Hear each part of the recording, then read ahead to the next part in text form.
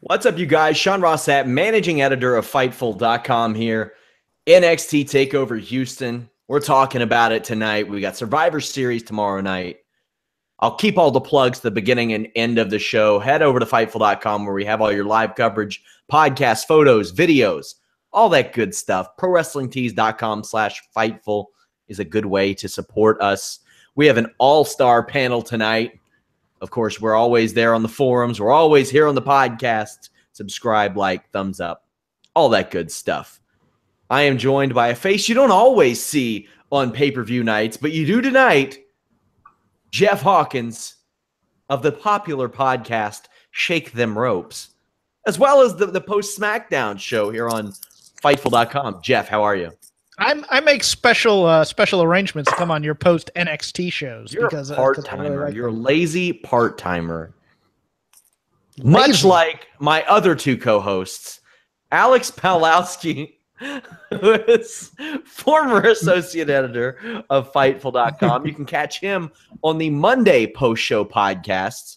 Alex, how's it going, sir? Pretty good. I am the definition of a lazy part-timer. Yeah, I decided it's too hard doing 40 hours a week plus of editing for this website and taking care of 40 hours is a little I mean, it was a lot more than that. Let's be real. I'm just gonna quit that and go back to just maybe I'll write an article about Marty Skrull's crazy gun umbrella. Well, you did write an article about his gumbrella, and it is on Fightful.com. It's great stuff. We are also joined by Anna Bauert, who does a little bit of everything. You may know her from Most Ridiculous or the post-pay-per-view, post-SmackDown shows. She's also working for a promotion in Australia. Anna, how goes it? It goes well. So what was that about calling me a lazy part-timer as well, Sean? Well, I mean, for Fightful, you are. Excuse me. I'll say this. Once I start writing my retro reviews of all the wrestler appearances of like, what was it? Price is Right and what was that one? I only know the Australian version of it. It's a really snarky woman. Hell, I can't remember. Speaking of Australia, right now, guys, former Fightful podcaster Elias Theodorou is on the screen to my right. He's competing against Dan Kelly at UFC Sydney. So if you hear me shriek in joy, it's because our boy Elias won. I'm not covering the event. I'm allowed to be a little biased while I'm on this show, but we got NXT Takeover Houston WarGames to talk about. I'll go ahead and get the one glaring negative out of the way to me because it's something I want to talk about. Now, I've got three people who have been on screen, on stage. I find it very valuable on those post-Raw, post-SmackDown shows, especially, to have people who are experienced in acting, who have seen good acting, who have seen bad acting, who have grown as actors and performers as well. I want to talk about the production of this show because it was straight-ass crap. It was real bad. Alex, I often complain about the Zoom action. It was so bad during this show that when Kairi Sane did her stomping walk into the corner, the production guy, who apparently had no idea what he was watching, started to zoom in on her stomping on the ground. There was a spot in Nikki Cross's entrance when she hits the ropes, and they zoomed in on her. Why is this necessary? Why does this happen in 2017? I think we're all just old. You know what I mean? Like the kids, they got to have wacky, crazy zoom angles and quick cuts and edits. Otherwise, they get bored and they change what they're looking at. I hate it too. I've kind of grown accustomed to it. When you started pointing it out, I saw it more and I was like, oh yeah, that does suck. But I've kind of become inured to it. Like it's just there, and I'm like, well, yeah, that's just the way things are, and I have to accept it. I don't want to. I'm all for you getting 1 billion retweets and WWE addressing this. I retweeted it for you, buddy. I hope it happens. I hope we show WWE. Anna, as Fightful's Pat Fannin pointed out, it was the woman from The Weakest Link that you were. I know. I referencing. just posted it. I posted it on Twitter, and I didn't want to interrupt you guys, but thank you, Pat. That's okay. But this happens a lot, and this was the only like really big, wide open, glaring negative. I've never seen anybody stand up and say, "Oh no, I love the Zoom. I got to have more of the Zoom." I've never once seen that. And believe me, I've seen some people play devil's advocate for some pretty ridiculous shit in this line of work, but I've never seen that happen. Is there any real benefit from it? Like a couple of years ago, I noticed at an NXT show, some guys would softball in their strikes. I don't see that anymore. I guess it's just another way of them trying to cover their butts in case something happens, or it's like the main roster effect trickling down as to the people in the production truck don't exactly have faith in what the performers are doing. That's, to me, what it reads like, which is really damn stupid. That's part of the problem I feel with WWE main roster is they don't have enough faith in their performers. It's funny. It's funny you mentioned them covering their asses, because once upon a time when they switched to HD, there was like a decree handed down: no more spray tans. Jeff, that ain't the case anymore. No, someone tell Drake to work on his tan, because that thing. Yeah. Bart Simpson refereed the main event tonight. You know, on the production, I couldn't help but think that maybe they had just brought in one production crew in terms of guys who do the main roster, and then they said, "Hey, you can work NXT as well," and they didn't know some of the beats there for Nikki or Kyrie on that. The other thing, I'm going to take a friend of mine's point, and I thought was really, really good. They should have brought in Jackie Crockett to come in here and teach them some of the logistics and production of shooting with 2 rings. They should have. Because this is the first time for everybody on that staff, and it showed because there were some glaring misses when it came to camera positioning on this show tonight.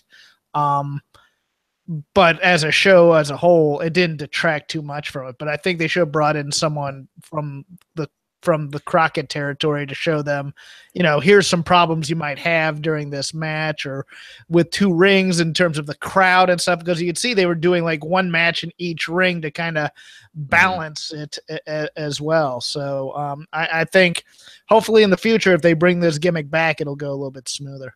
Actually, I heard Bruce Pritchard talk about it on this week, his podcast, about how he would always pitch the War Games and the 2 rings, and Vince didn't like the idea because it killed off too many seats and it caused complications because of the hard camera. So I think that's a very good point, Jeff.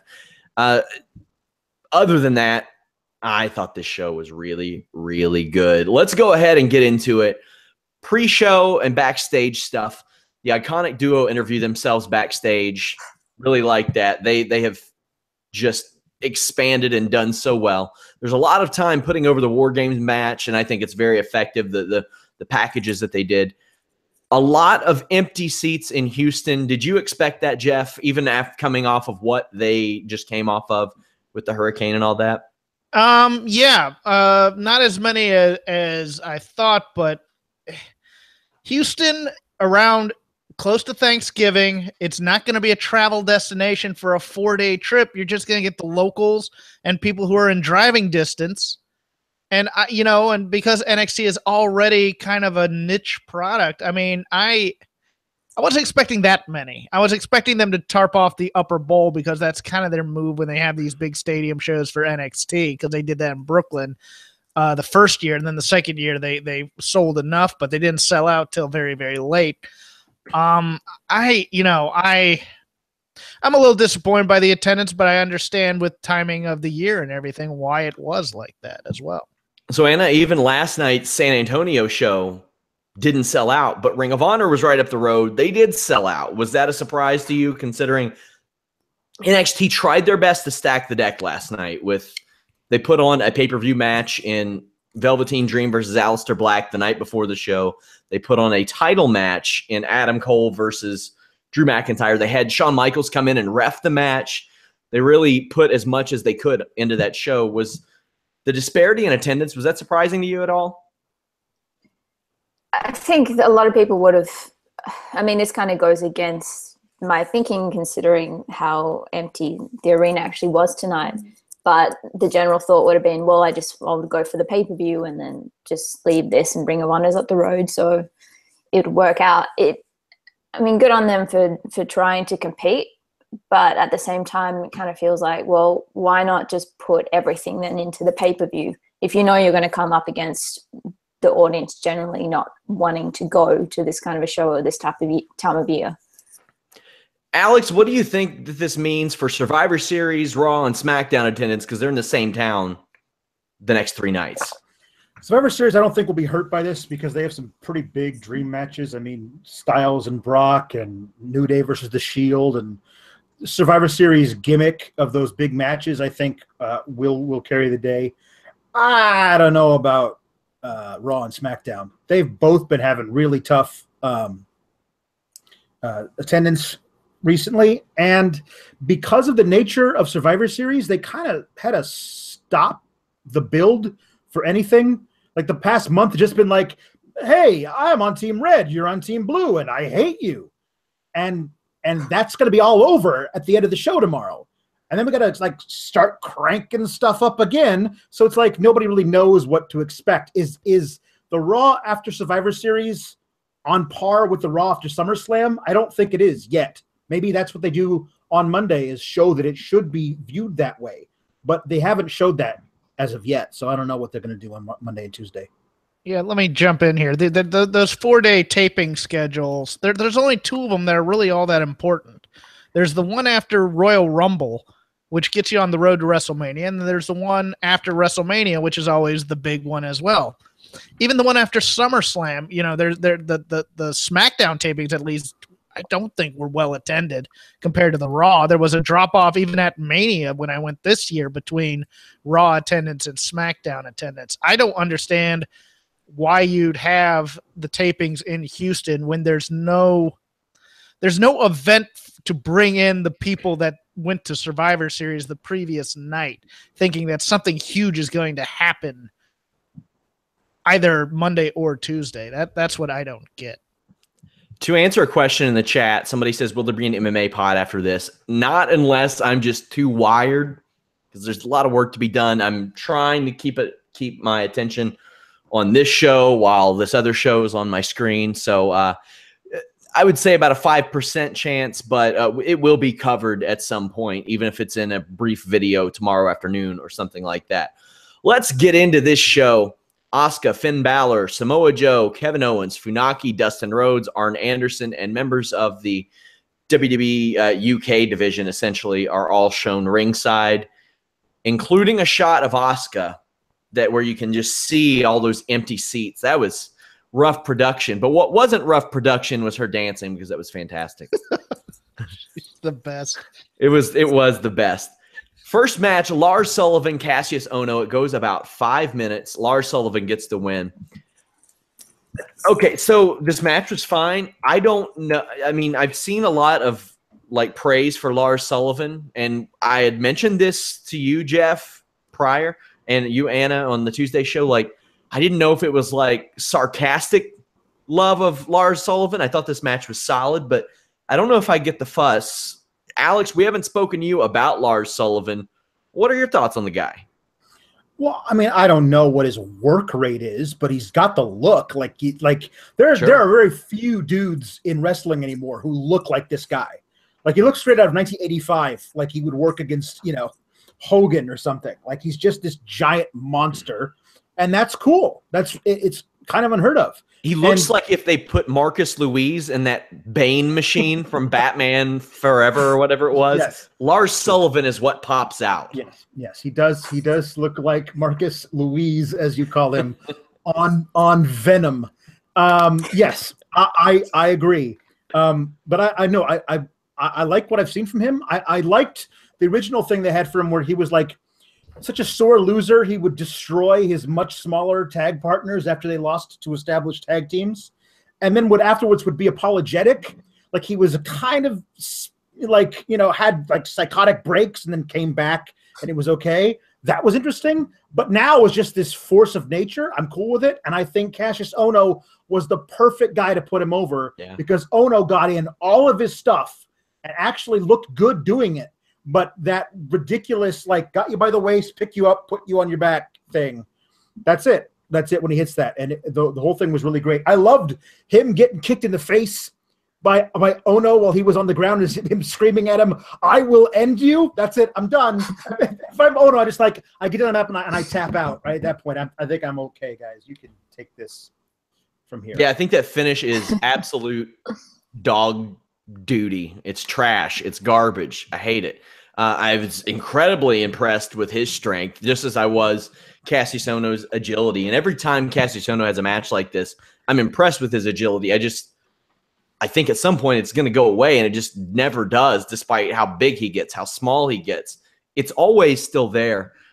There was a pop-up power slam that I thought that Lars Sullivan did that looked real good, but for a 5-minute match, this was good stuff. Anna, what did you think? I really enjoyed it. I love that his finisher is called Freak Accident as a throwback to the times that he, by mistake, decided to turn on all his tag partners and kill them. This match did what I was hoping it to do. It gave Ohno some offense, and it put a dent in Sullivan, but not enough that could actually weaken him as a character or him moving forward at all. There were some really damn stiff hits and kicks from Ohno to Sullivan in his face and his head that actually made me yell at my screen, just stop, just stop. But I think if anyone's able to take it, it will be him. The whole build-up to this match was based on the fact that Ohno wanted to take down the biggest guy in the roster. And their only real point of contention face-to-face in the lead-up to this was Ohno running out to stop Sullivan beating up the guy that he crushed anyway at last NXT, and then Sullivan walking off and laughing in his face. And that's all they needed for this. And to actually give Sullivan an opponent that's could actually hurt him, I thought was really cool. A couple of the matches tonight did that, in that they gave them a different kind of opponent which could bring out another shade of their character.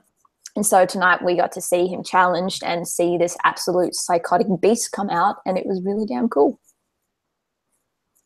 Jeff, your thoughts on the match? I'll get the good out of the way first. I think Chris Hero. I think Cassius Ohno was the opponent to put him in with to make him look good. And it was a good match. I really enjoyed it for what it was. Lars Sullivan has a problem, and it's that he's a strong man, but he's not exemplary in anything. He does the basic stuff. I'd compare him to Big John Studd right now, except he doesn't have the height. He's not as strong as Braun. He's not. He doesn't do. I mean, he's in the land of giants. So there's a. I don't know if you understand what I'm saying. There's a bit of a problem here compared to the other big men they already have on the roster. I mean, he doesn't have the charisma. He doesn't have the charisma of Big E, the aura of Brock Lesnar, the strength of Braun Strowman. He's not bad at like a lot of those things. He doesn't have the wrestling pedigree of hardly any of them, or like he doesn't have chops.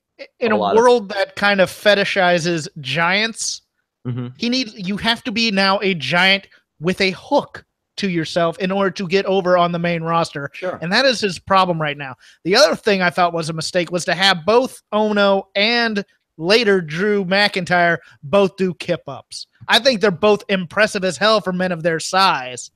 But it loses it. It's the Luke Harper problem, where he does dives and stuff, and you just expect a guy of that size to be able to now do dives that the 205 guys do. I would have only let one of them do the kip up, to be honest with you. But I liked that spot with the clothesline from Ohno when he took that after the kip up. I really like that. But yeah, it was fine. This is Lars's introduction to getting more of a push. It felt like Vince was producing the match too, because the use of the word decimate over and over and over again is in that WWE thesaurus that they keep by the production table over there. I would argue right now, though, that Lars doesn't have to be anywhere near as good as those guys you mentioned. No, he doesn't. Because he's really young. Like, he's only been on TV for several months, not a full year, And the thing that I think there's a lot of stuff they can find with him. Apparently, he's got ridiculously large hands, like way too big. He does. So I think that the thing that they could give to him is like that iron claw, like him just crushing a dude's head in one hand. You could do that. Like that's better than this pickup thing and squish. Like there's other stuff they could do. I also wanted to mention that you had Cassius Ohno come out as the babyface in Duke gear. Come on, what team is more heelish than Duke? He was in Houston. He should have worn 1994 Houston Rockets throwback gear. It would have been huge with the crowd and put him over even more. I agree. Yeah, that's a very good point. And this is ultimately developmental. So he's got a long way to go. Velveteen Dream and Aleister Black. This is my match of the night for many reasons. I thought this was outstanding sports entertainment that turned into outstanding wrestling. Like the first several minutes of this match, I looked and I was like, this isn't what I expected. And then it turned into what I knew it could be from an in-ring perspective. I wrote that Aleister Black's theme makes me want to go smash the gingerbread house I made today with a rolling pin.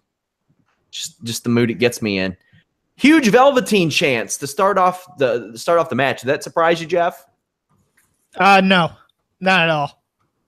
It doesn't, just because of the number of sports entertainment people that are probably in that crowd that have crossed over to NXT. It's not just the diehard indie people who would love Aleister Black. It's also the people who would love this Velveteen Dream gimmick. Alex, let's talk about how this man was beaten on Tough Enough by Josh. He and Sonya Deville both beaten by Josh. Yep. It's amazing. I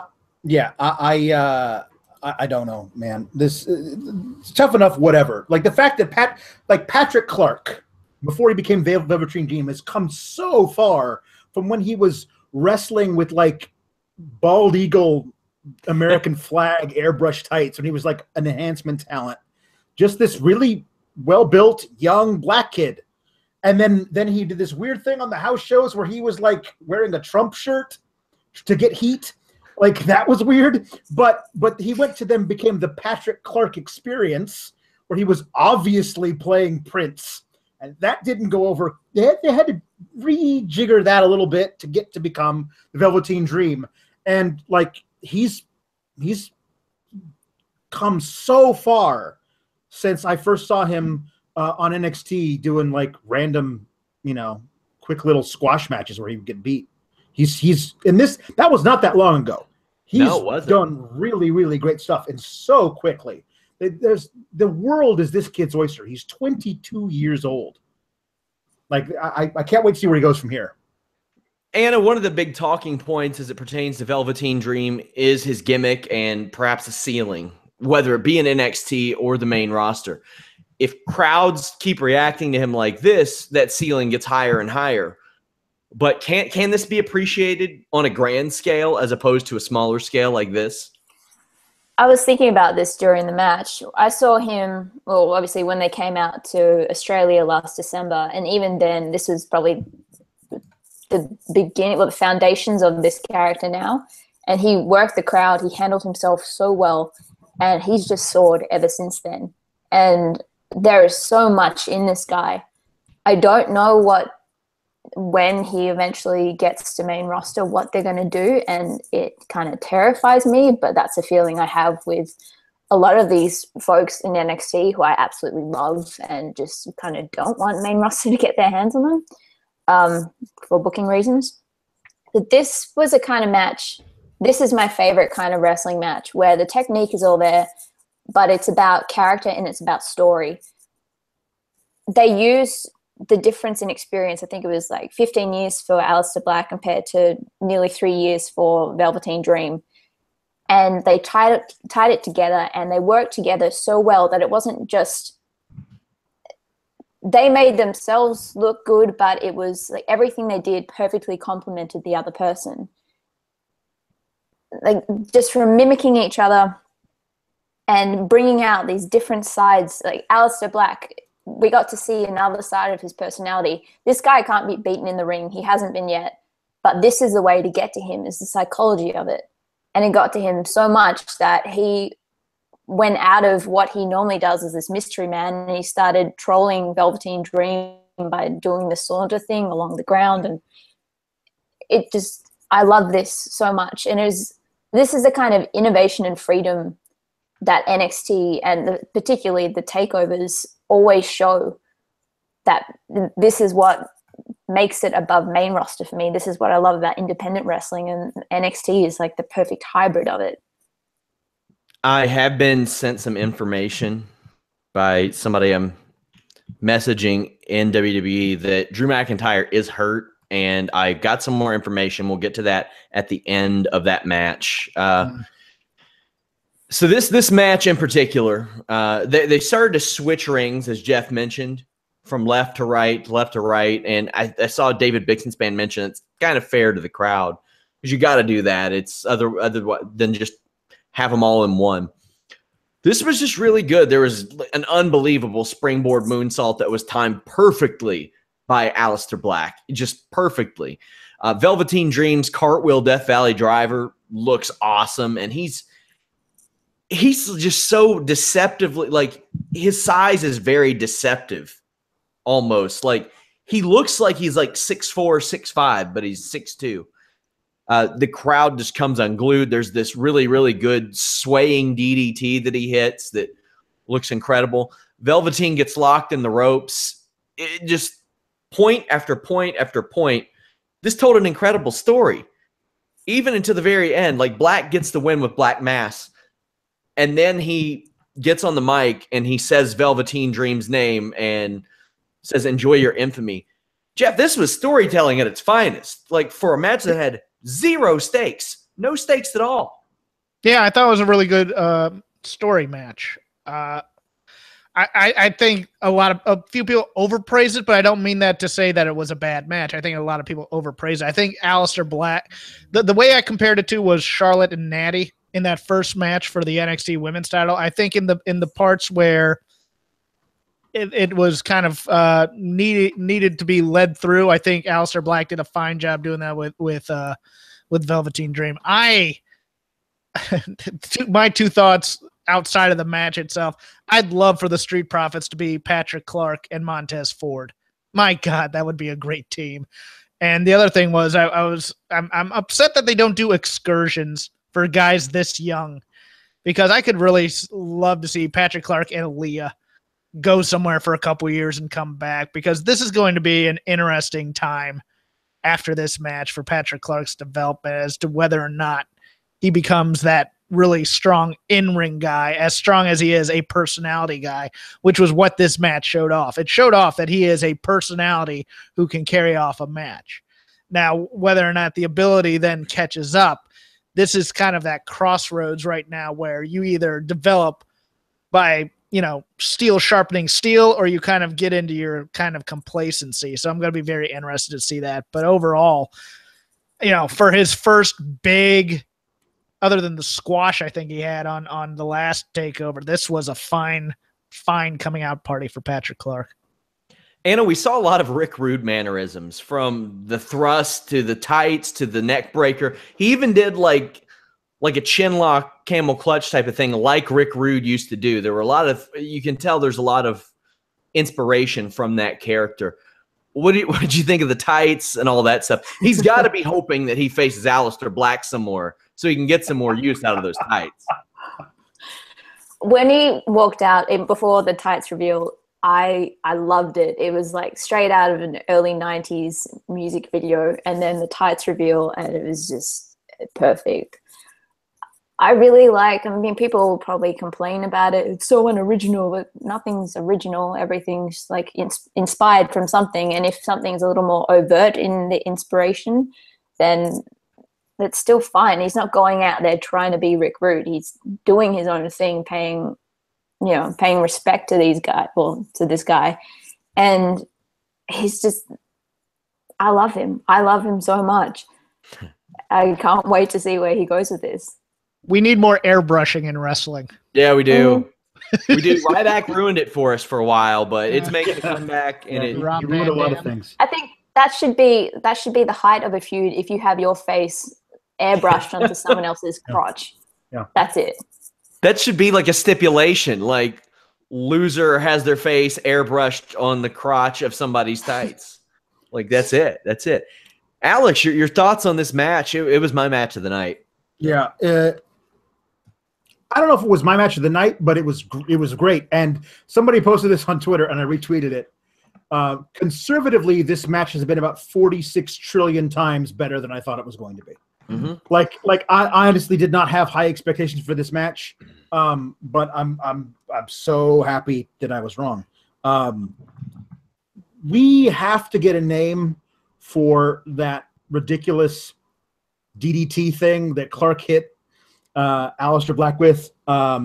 It was in a Sister Abigail, and then he put his arm around behind his head and hit the DDT swaying. Like that thing was nuts. I don't know, nuts. Somebody was saying Dave Christ does it. I've never seen it before. It was fantastic. This whole match, the story was laid out so well that I think about 4 minutes before the match ended, I tweeted out how I would end the match. And they basically did that exact same thing because it was so perfect. Black wins, but he's got so much respect for this kid. After the match, he gets on the mic and says his name, and it's perfect. It's perfect. Mm-hmm. Like that's exactly. I don't know if that's considered a face turn because now they're like have respect for each other, but I don't think it needs to be. I think Patrick, Velveteen Dream, because that's his name now, is enough of an enigmatic character that depending on who he's feuding against, he could go either way. The crowd certainly loves him. And he's come a very long, when he first debuted the Patrick Clark Experience, he came to the ring and was like making kissy faces at his opponent, which was a really weird thing because then opponent got to be like, make yucky faces. And that's never good, where you have one guy like making what appear to be romantic overtures toward another guy, and that guy gets to, like, oh, that's disgusting. I don't think we need that in 2017, but that's like, whatever it is now, it's not in any way homoerotic. It's just flamboyant. And that's enough, like there's some really cool stuff where like there's some gray area there, which is good, but it's not like overtly like this guy's the heel because he might be gay. That's the thing that I saw the first time the Patrick Clark Experience debuted, and that's all gone, and good for NXT for getting rid of that because that could have sunk him entirely. Well, I think the thing is, like, we're not that far removed from him being an enhancement talent. He was Patrick Clark this year. Yeah. So I think that some people may still view him as that, despite his young age, 22. And I mean, we've seen fighters in the UFC, if they want to draw a comparison, like a Max Holloway, who a few years ago he was getting beaten. He's the world champion now. That can happen with experience. Perhaps the Patrick Clark experience. But when this happens and Velveteen Dream is he gets that satisfaction of having his name said. Like that, I think that almost solidifies him in a sense. Like that's a way of saying, okay, this guy isn't a scrub. He's not just somebody who attacks people from behind. He's not an enhancement guy. He's not a guy struggling to find his identity. Aleister Black beat him and respected him. I thought it was a real rub, even in a loss. I thought it was the perfect way that you put somebody over, even in a loss. I thought it was really good. Really good stuff. Also really good stuff. Ember Moon defeated Nikki Cross, Peyton Royce, Kairi Sane to become NXT Women's Champion. I thought that Peyton Royce's entrance screamed star in the making. She had a really, really great presence. Billie Kay leaves her at the ramp to compete by herself. This is another match that I thought kind of got pillaged by production. Really cool spot early on where Ember Moon leapfrogs Kairi Sane, and that leads to Peyton getting speared. Really good work from all involved here. Just really good stuff. The only problem I had with this match was a Tower of Doom spot, because later on we would see one in the main event. And they seem to happen in every single women's match. There's also a spot where a pin breakup didn't happen in time, and the ref had to kind of slow his count. Jeff, how can they prevent this? Can we call up Rob and say, Rob, former referee, how would you handle this? No, because it's not on the ref. It's on Kairi Sane to get in there and break up the pin. I think you do this by by either having the ref call it as a shoot, as he probably should have, or you stop with all the set pieces in the middle of matches and just kind of have more of a natural flow to it. I didn't mind the Tower of Doom spot. I understand.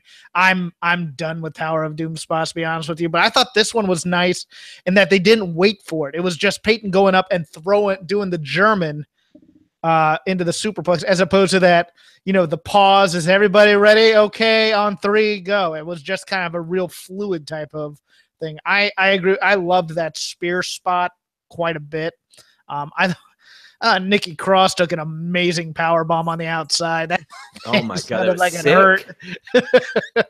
But no, I enjoyed this match a lot more than I thought I would at first, because I'm kind of done with 4-ways, and especially in the women's division, it has a lot to live up to with the first Horsewomen NXT Takeover 4-way there. But Ember Moon, now that you look back on it, it made sense for her to win because I forgot she was from Texas. I did too. And having Asuka in the audience there was nice for the whole, not retribution, but getting the win and passing the torch type thing. And you can put it on any of these other 3 women at any time now. So Ember hit a fantastic eclipse on both Peyton and Nikki, and then pins Nikki. It's amazing how well she pulls that move off almost all the time. I really feel that if Ember Moon can capture that promo side of things, she could be something special. But all of her promos sound like she's practicing in the mirror stilted. at home. They sound very stilted. Well, it sounded like they had to chop up hardcore just for the pre-match promo. It was rough. Anna, what'd you think of the match in the ring? Yeah, didn't expect that ending. It obviously makes a lot of sense, and they've been building her for a couple of pay-per-views now. So I'm very happy for her.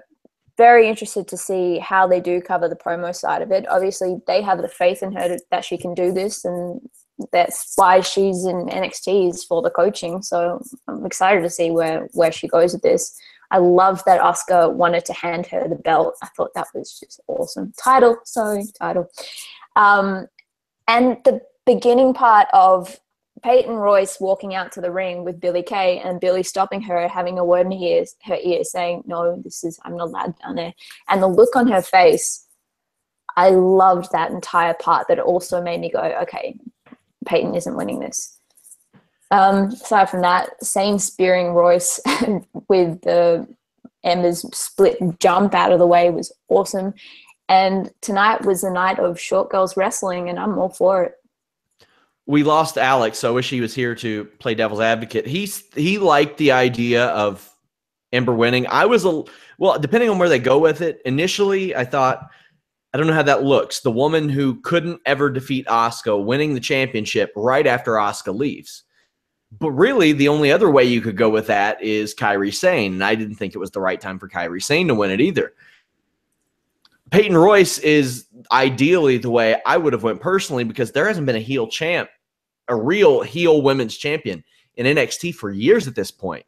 Now, if this means that maybe Peyton and Billie are getting called up, hey, so be it, because those 2 girls, at least their characters, would be exceptional in the main roster. And we've seen with Alexa Bliss that they can hide a lot of in-ring weaknesses with strong characters as it comes to that. But they could take this a different direction with Ember. Maybe she would be more natural as a heel. I don't know. Jeff, where do you think it goes with Ember? Where does she go from here? Because after Peyton, it's like Sonya Deville, who, spoiler alert, lost to Ruby Riott on the tapings tonight.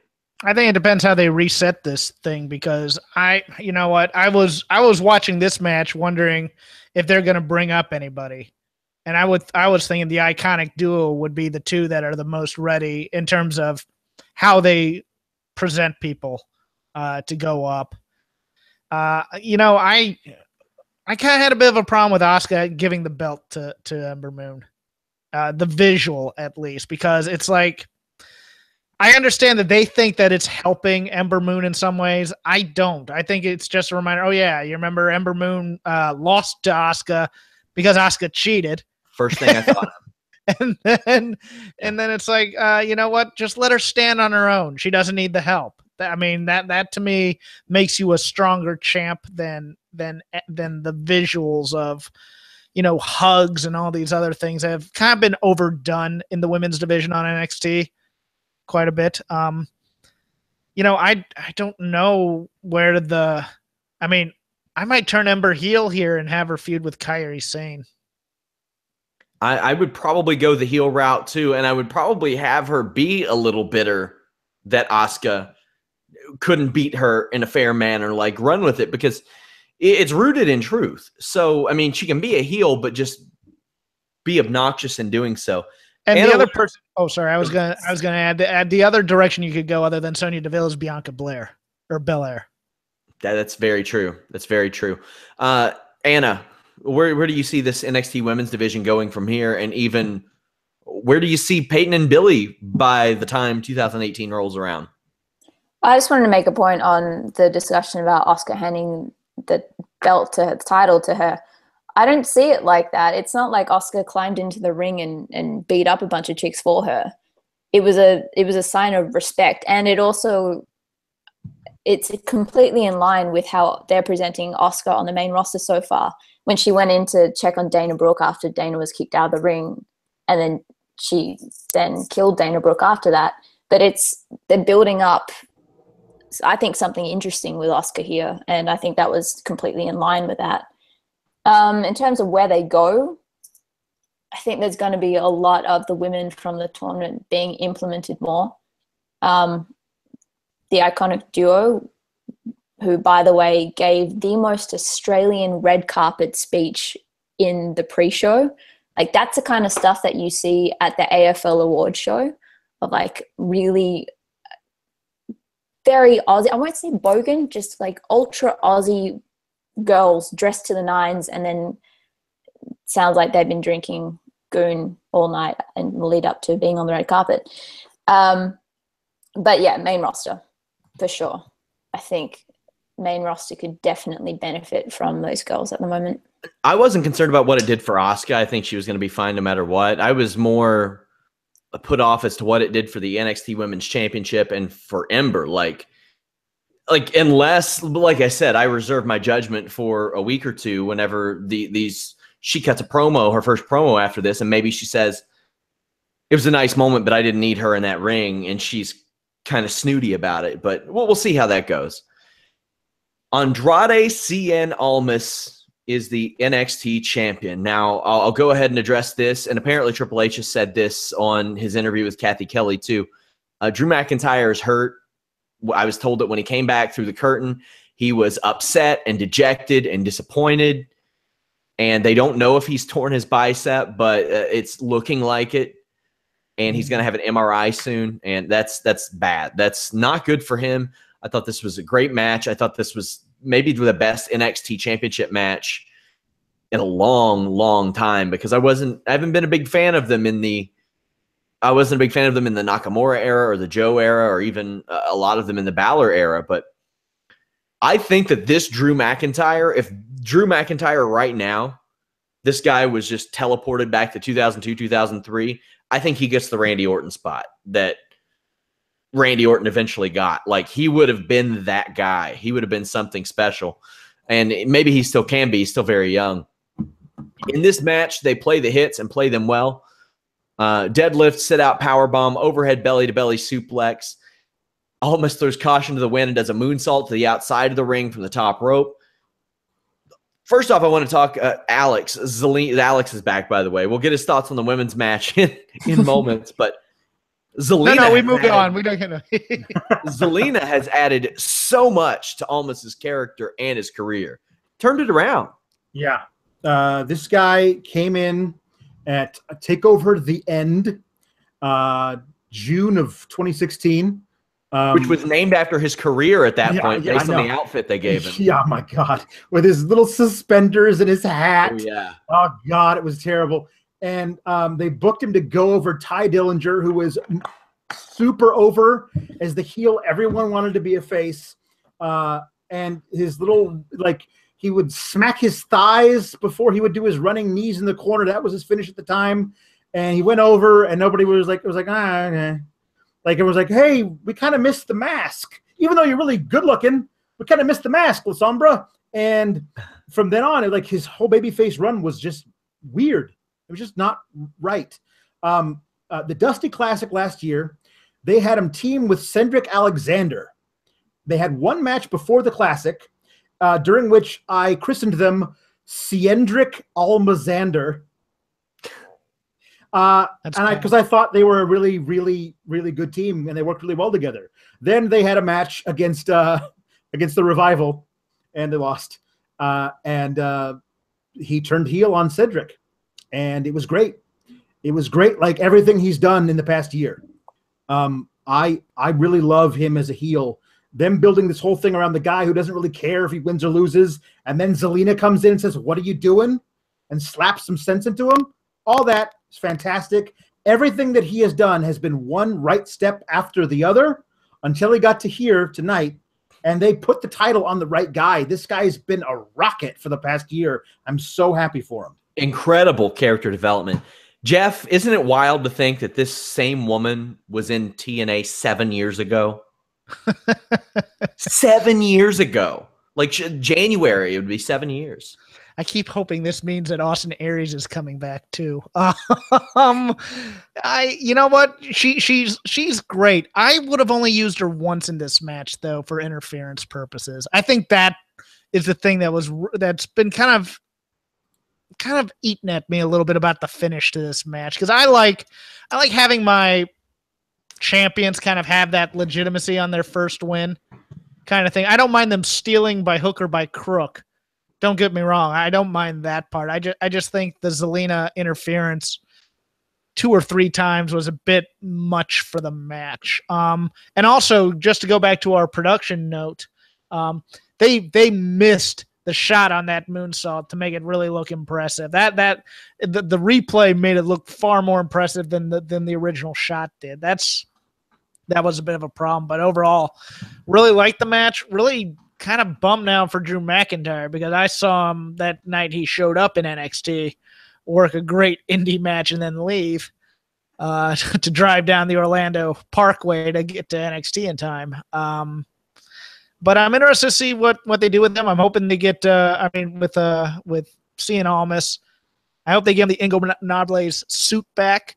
And now Dave Meltzer can stop whining about wanting him to leave. So it's like I said, I mean, it still boggles my mind. 6.5, 7 years ago, she and Sarah Stock were just, they were there in TNA, and WWE has made incredible use out of both of them. That isn't always the case with people that they get. That has been the case with them. Just outstanding stuff. The only spot I didn't really like in this match was that dumbass double stomp spot where the opponent has to hold onto the top rope. Otherwise, I thought that especially the process of getting from Drew's Future Shock DDT into the La Sombra DDT was just amazing. Anna, did you happen to see the DDT that Drew did last night at the live event? No, I haven't seen that. Oh my God. It's worth going out of everybody's way to go see.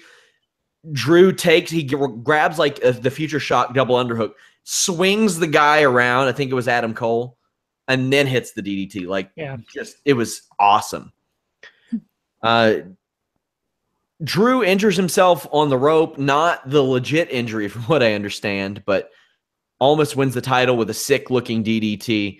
What did you think of the call to go with Andrade Cien Almas as NXT champion? Because usually, Anna, it seems like they like to go a little bit longer with their champions in this. Yeah, I mean, that's the call I made. I'm even more so now knowing that the injury was legitimate. But I was legitimately sad that he lost the title.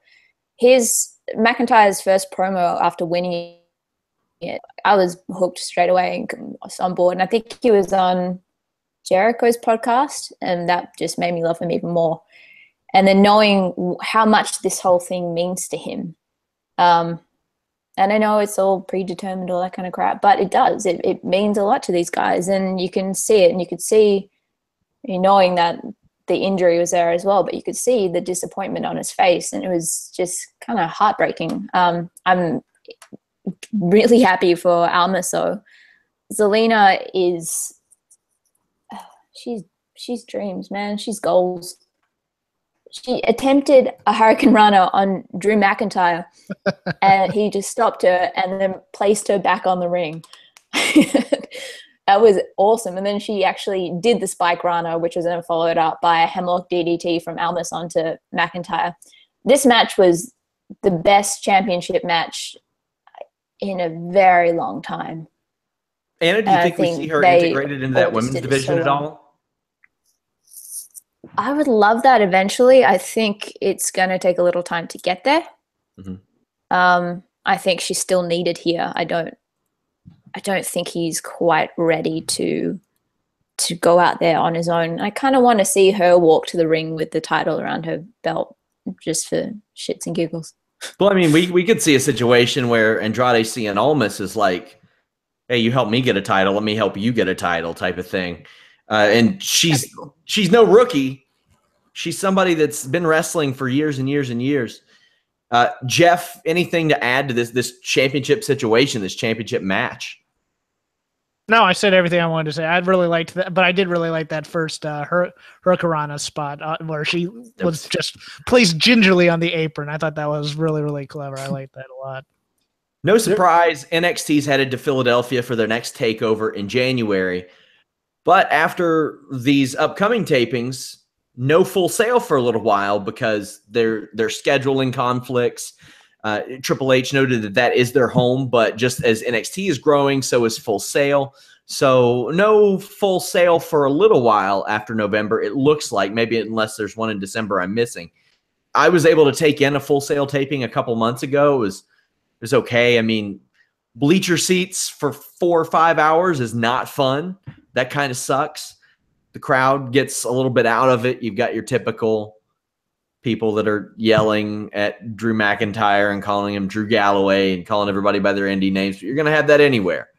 Alex, your thoughts on them moving away from Full Sail, whether it be their decision or not? Right, everyone was kind of panicking, like, "Oh my God, NXT is going to change now." They're it's I don't know. I think a lot of people were also kind of panicking when it was like they're not going to do the takeovers at Full Sail anymore, and that feels like forever ago that was a thing.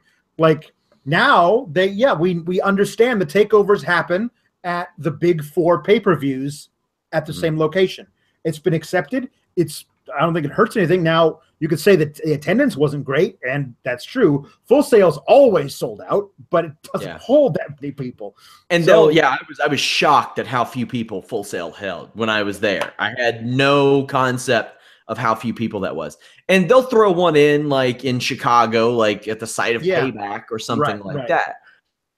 But they've not done an NXT takeover at Full Sail since June of last year because the one they did in Orlando was conveniently the day before a major pay-per-view. Anna, what do you think this does? Because I know that they wanted to do takeovers in bigger arenas because they could fill them up. Didn't look to be the case here, although they're selling a lot more than 300, 400 tickets still. I think it's too early to tell. Having one bad show in terms of attendance is not, that's kind of throwing the baby out with the bathwater at this point. I think, though, they should just come back to Australia, really, and do a takeover here, and that's going to be guaranteed gold. So should do it.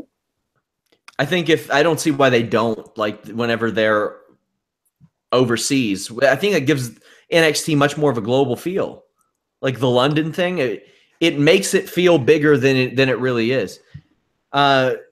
Jeff, anything to add to that?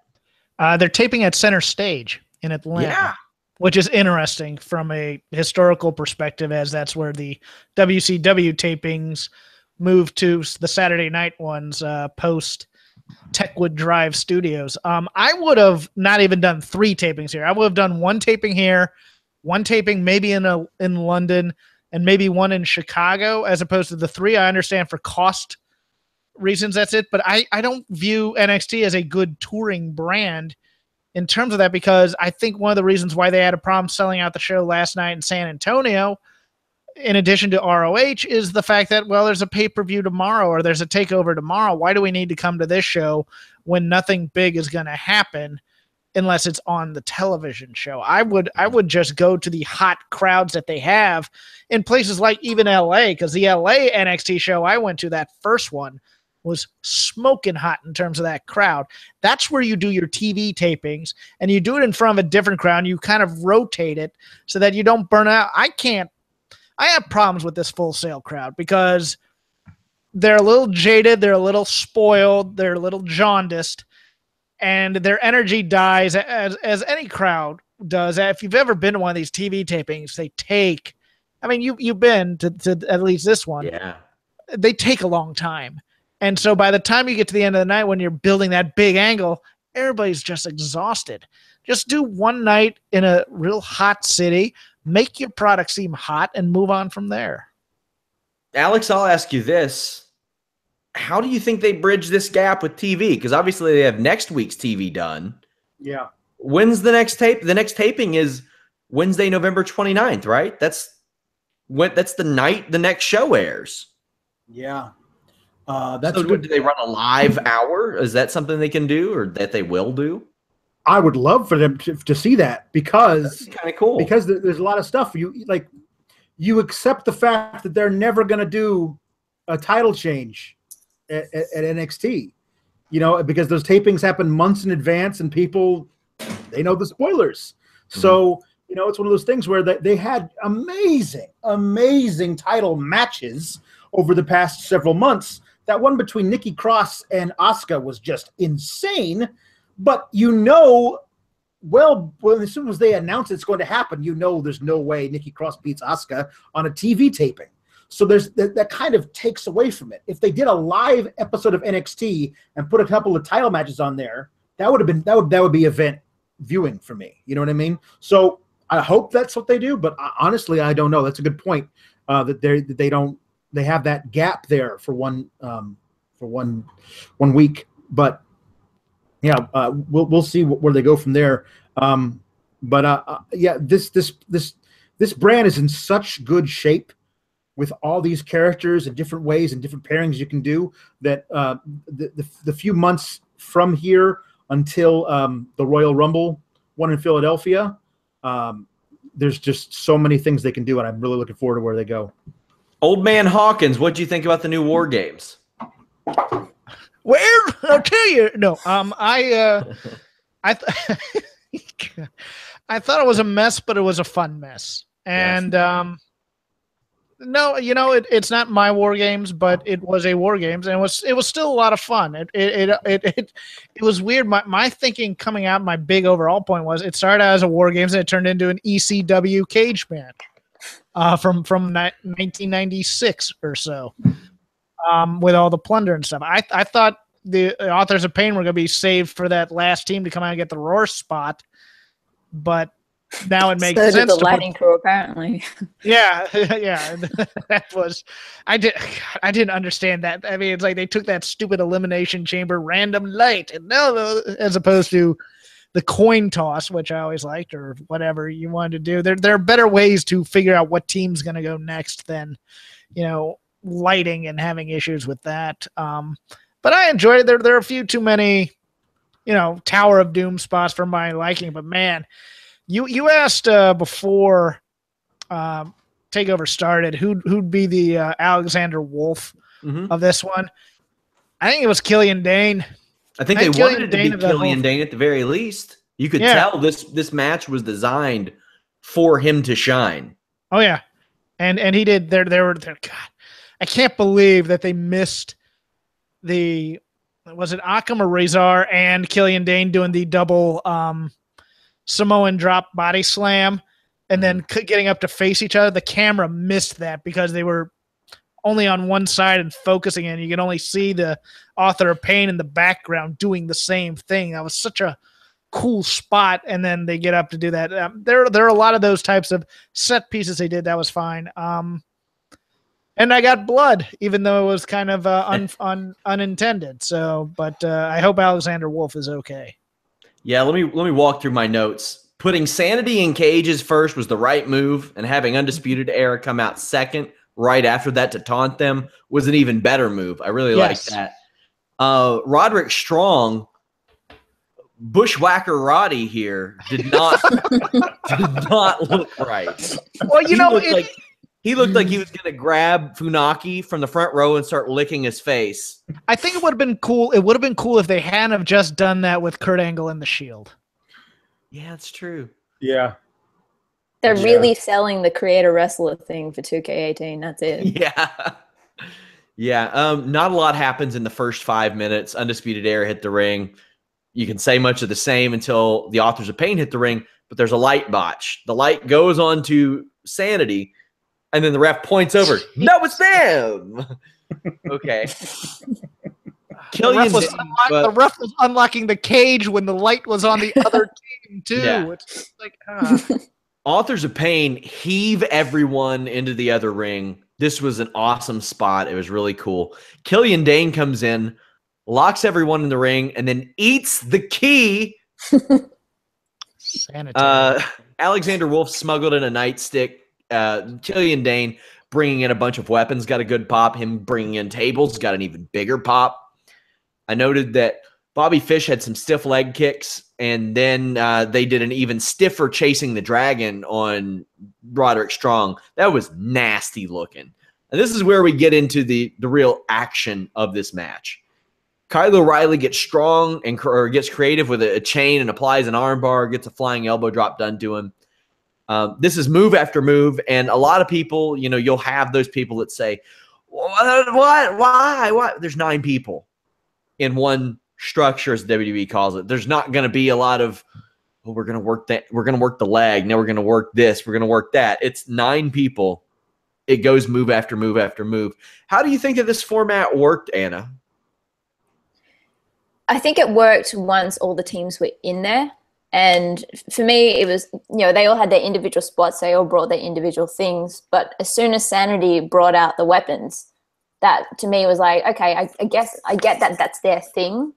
But this is the most logic to me in this kind of a match. And they're all locked in a cage with a bunch of weapons. And it's called WarGames. It's kind of, that would be what I would do.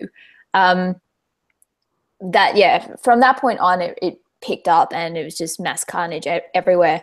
I deliberately haven't gone back and watched the original WarGames because I wanted to watch this from a entirely new perspective, and I knew you guys would bring the other side. And to me, it was kind of like, okay, this is something cool and different for them to do, and I get the history of it. But in terms of these 3 teams, I think having that little squabble at the end of an NXT, and then William Regal coming out and saying, "You guys are insane, you're going to be put into WarGames," wasn't quite enough to merit this match for me, because it was just like, okay, well, it's cool, and this is something different, but the lead up to the carnage onwards was just kind of like, okay, interesting, different, sure. I think a few of the big spots we see a super collider, and then it's Young hitting a Death Valley driver on a member of Authors of Pain. That was really cool to see. There, like I mentioned, there was a double Tower of Doom spot, which kind of set a little odd with me, considering we saw one in a couple matches before. But there sure as hell was not a super German suplex through the table on Alexander Wolf, and man, that guy got messed up in this match. He rolled over to the corner, and he was just screwed up. He was bleeding. I was like, shove a rag in his head or something. Like, it was looking gross. It was looking gross. Alex, this is really unfortunate to see to anybody, but for a guy who, like Jeff and I have kind of joked, had such a breakout performance at the last NXT, this is really, really disappointing. Yeah, I'm not sure what was planned for him to do for the rest of the match. That was a giant spot that I think was supposed to put him out until everybody got up and caught the superplex off the top of the cage. But during that, if you notice, he wasn't a part of that. He was still laying over there on the side, and I thought to myself, I hope he's not heavily factors into the finish that they had planned for the match, because I don't know if he can go. And then as I'm typing that, he gets up and he's a part of something, and then he lays out and he's done. So he got up with his head gushing blood, whatever kind of grade concussion he had, and he gets up and he does something, and then he says, I'm out. And while he says, I'm out, he's lying there, and you can see blood just pouring out of the back of his head, all down his arm, and yeah, it was gross. Yeah. Killian Dane goes coast to coast. That was kind of cool to see in an NXT ring. Then we get to the point of contention for a lot of people was the top or lack thereof on the cage. I didn't have a problem with it because they specified if you leave, you forfeit the match. And it played perfectly into the finish. Well, not the finish. Roderick Strong superplexes Adam Cole off the cage onto a pile of people in one of the goddamnedest things I've ever seen in my life. Jeff, should this have been the finish, considering how quickly and how the finish played out? Should they have just went with this as the finish? Yes, because you can't top that. You can't. Yeah, anything compared to that is going to be anticlimactic unless he's going through 3 different tables and getting slammed. The crowd seemed ready for it too, which is one of the reasons I didn't want the pinfall stipulation in there. That's just stupid for WarGames to have that. You can do this spot and then put him in a submission move and just have him tap or whatever. You don't need, especially with Bobby Fish and Kyle O'Reilly in the ring. Yeah. And plus, you already have 9 guys in there. You don't need 2 referees. Get them out, have them have the microphone like the old days and stick it in there, and they can surrender from there. You don't need the pinfall. It was so weird because I could see where they were scripting this out. They go, and then it goes back to the 3 original guys doing moves on each other while everybody's out. I'm just like, no, we don't need that button on it. Do it after the big move. You don't need the extra coda to it. I thought that would have been the primary finish. And, I enjoy covering Ring of Honor, New Japan. By the way, we're going to do a Ring of Honor post show after Final Battle in December. So tune into that, guys. Also, I'll be doing one the day of, the afternoon following Wrestle Kingdom as well. I'll wait until about 4 or 5 Eastern and do one then. That way people have time to catch up. But constantly on pay-per-views, in like the 3rd or 4th match on Ring of Honor pay-per-views, they go about 5 minutes too long, and the crowd's totally ready for the match to be over. And there's like some pile driver off the second rope that's landed, and the crowd's ready. 1, 2, 3, no. And then the crowd is flat after that. And they're not ready. I don't want to say the crowd fell flat, but this was the perfect opportunity to get out of the match. Anna, what did you think about what followed it up? Do you think that Wolf's injury maybe played a role in that? I don't think so. I think they were pretty set on having the 3 originals being the center point for the rest of it. I just would like a video loop of Adam Cole sliding across the top of that just on repeat. That made my night. Odd. Yeah, I mean, from that, this is funny. From that point on, I was distracted by the ref's 10 mainly, but it just seemed kind of, yeah. The other thought I had though was I would have hated to have been the ref at that point, because you have the kayfabe job of seeing who's pinning who, but also the shoot job of are these guys still breathing? And that would be absolutely terrifying. So maybe that brought out some kind of serotonin levels in him that changed the color of his skin. I don't know. Adam Cole gets the win, Undisputed Era victorious. A lot of what ifs about the future of several of these guys and what they can do, what's left for them to do. Yeah. I think that Undisputed Era was the right call here, but you've now got a heel champion and you've got a heel group that went over in the main event. What would you think of all this, Alex? The finish. Well, that's the reason that you can't have. I mean, I guess you could have had Adam Cole suplex Roddy, but if you're going to have Undisputed Era go over, the finish can't be exactly that superplex because it's Roddy doing it to Cole. You're right. Sure. The finish was anticlimactic.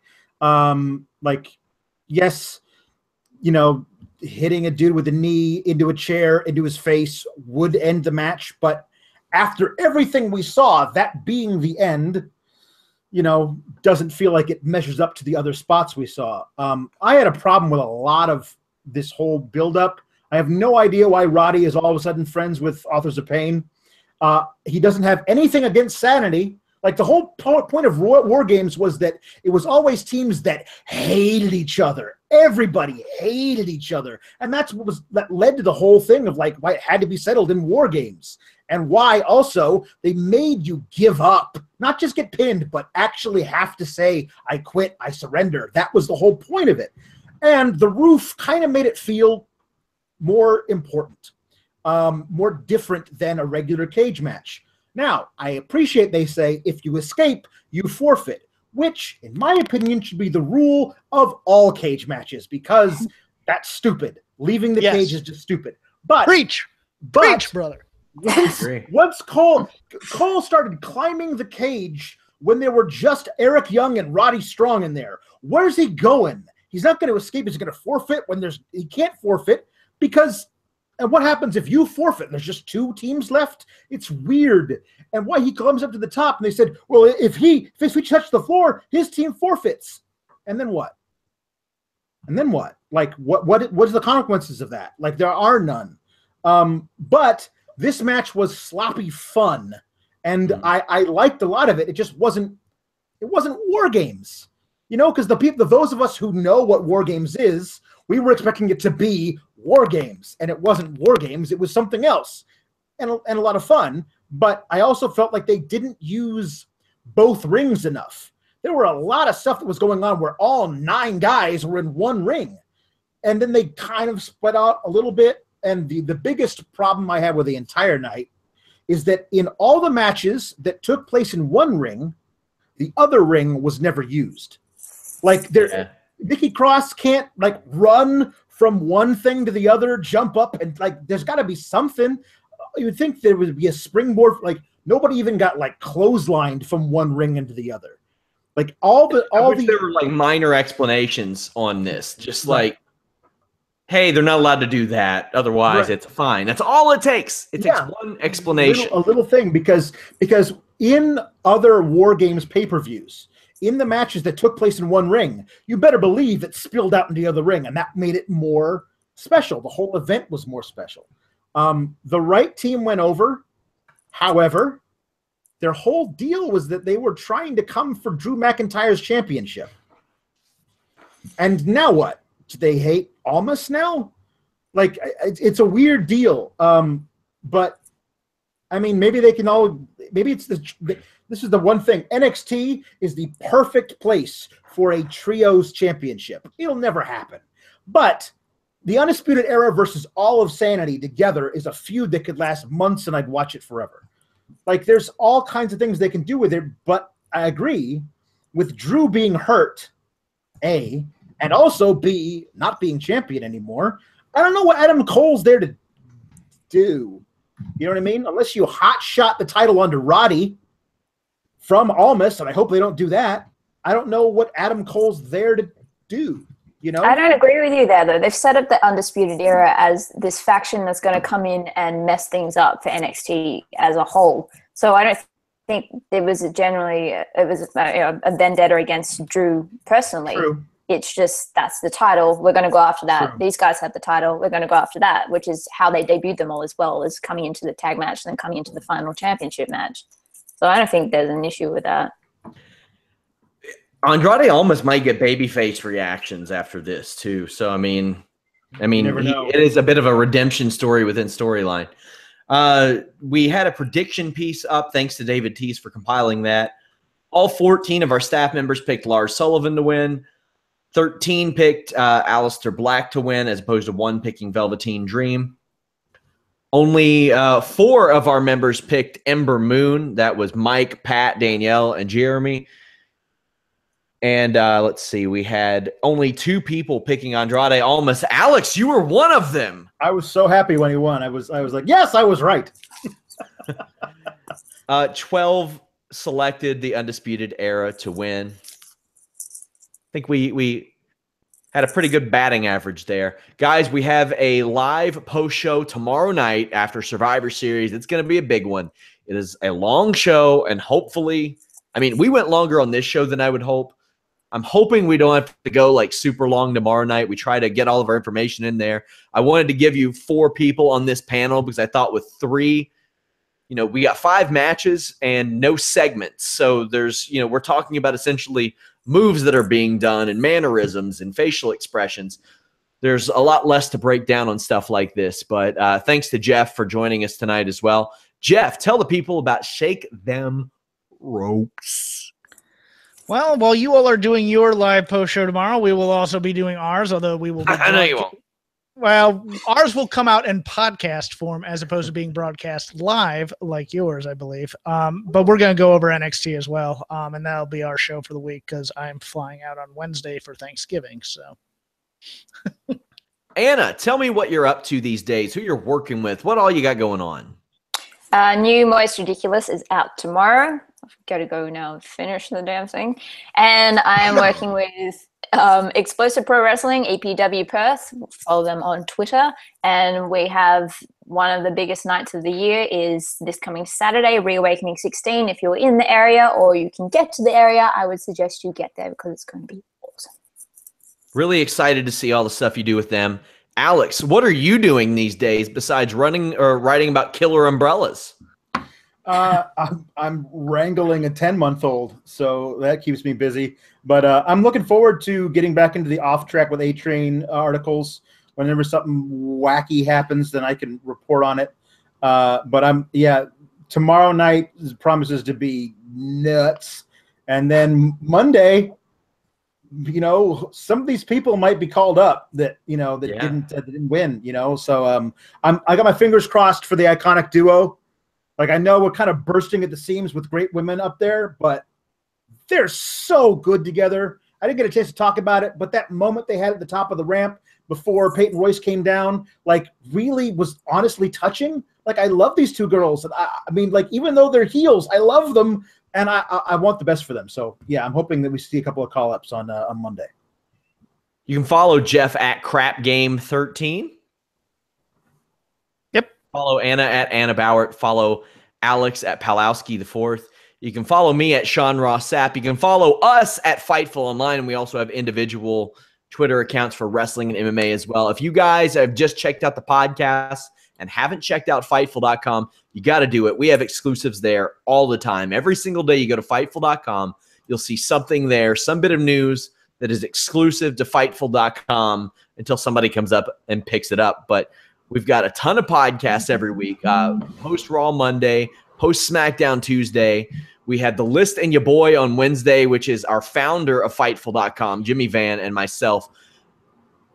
We touch on wrestling, the business side of wrestling, behind the scenes of running a wrestling website, an MMA website, a lot of stuff like that. And, of course, I do post shows for UFC as well. On our YouTube, I've been doing news updates that complement our news articles.